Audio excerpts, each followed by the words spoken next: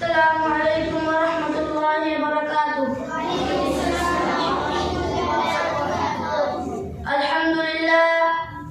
للہ الذی لم یزل ولا یزال، والصلاة والسلام علی محمد صلی اللہ علیہ وسلم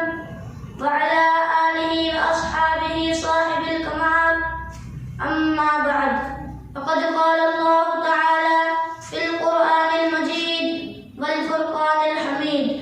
اما الذین سعدوا ففی الجنة خالدین فیہا، وقال اللہ تعالی اما الذین شقوا ففی النار۔ محترم حاضرین، ابھی میں نے آپ کے سامنے قرآن مجید کی 2 آیتیں پڑھی ہے، اس کا سادہ سا جمع یہ ہے کہ جو لوگ خوش قسمت ہیں وہ جنت میں ہیں، اسی طرح جو لوگ بدبخت ہیں وہ جہنم میں ہیں۔ اس دنیا رنگ و بو میں جب انسان آنکھیں کھولتا ہے تو دنیا اسے چاروں طرف سے گھیرنا شروع کر دیتی ہے۔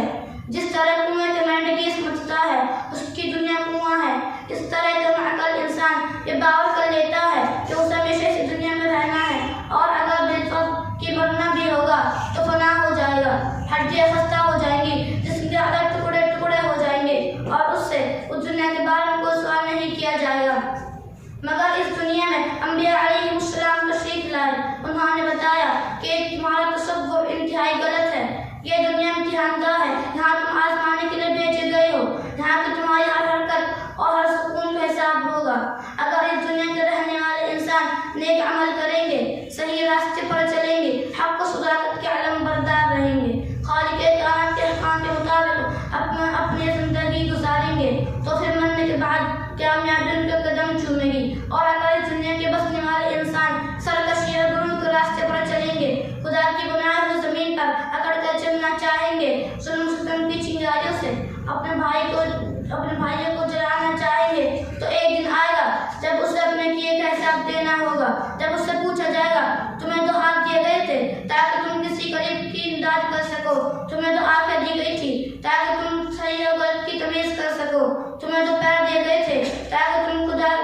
خدا کی عبادت کے لیے مسجدوں میں جاؤ، تمہیں عقل دی گئی تھی تاکہ تم باطل طاقتوں کی مکاریوں کو شکست دے سکو اور حق کی آواز بلند کرو۔ کیا تم لوگوں نے ایسا کیا؟ اگر ایسا نہ کیا تو یاد رکھو کہ جہنم کی ڈھکتو ہی آگ ہے، اس میں تمہیں ڈالا جائے گا۔ محترم دوستو، اس دنیا میں جب دن رہنا ہے، بادشاہ ہو یا فقیر، سرمایہ دار ہو یا مزدور، قوی ہو یا کمزور، عقل مند ہو یا بے وقوف، مرد ہو یا عورت، سب کو ایک دن یہ دنیا چھوڑنی ہے۔ یہاں کسی مزر، مال و دولت، جائیداد، زمین، دکان، کوٹھیاں کوئی آپ کے ساتھ نہیں جائے گا۔ ہمیں یہ سب چھوڑ کر ایک ایسی جگہ جانا ہے جہاں ہمارے نیک اعمال ہی کام دیں گے، چند پیسے جن کے ذریعے ہم نے کسی غریب کی مدد کی ہے، چند رکعت نماز جو ہم نے خلوص نیت سے ادا کی ہے، چند میٹھی باتیں جو ہم نے کسی مجبور و بے کس کو اطمینان دلانے کے لیے کی ہے، یہی چیزیں ہمارے کام آئیں گی، اور دنیا کا تمام سامان ہمارے لیے بیکار ہوگا۔